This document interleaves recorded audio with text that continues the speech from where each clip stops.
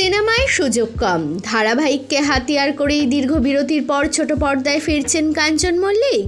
রাজনীতি থেকে অভিনয়, বিগত বেশ কিছু বছরে অনেক কিছুর মধ্যে দিয়ে যেতে হয়েছে অভিনেতাকে। এর সঙ্গে বিতর্ক তো ওতপ্রোতভাবে জড়িত ছিলই, কিন্তু বর্তমানে রাজনীতি থেকে সম্পূর্ণভাবে সরে এসে শুধুমাত্র নিজের ঘর সংসার এবং অভিনয়ে মন দিয়েছেন তিনি। খুব শীঘ্রই দেব শুভশ্রীর আগামী ছবি দেশু 7-এ দেখা যেতে চলেছে তাকে। কিন্তু যতই তিনি সিনেমায় কম বেশি সুযোগ পান না কেন, বর্তমানে বাংলা সিনেমার সংখ্যা খুবই কম।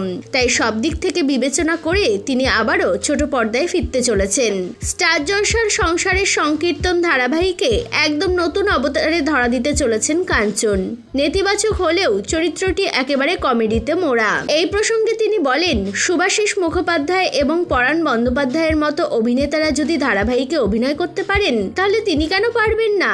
তার মনে ধারাবাহিক নিয়ে একঘেয়েমি তৈরি হয়নি, তাই অবলীলায় ধারাবাহিকে কাজ করতেই পারেন অভিনেতা।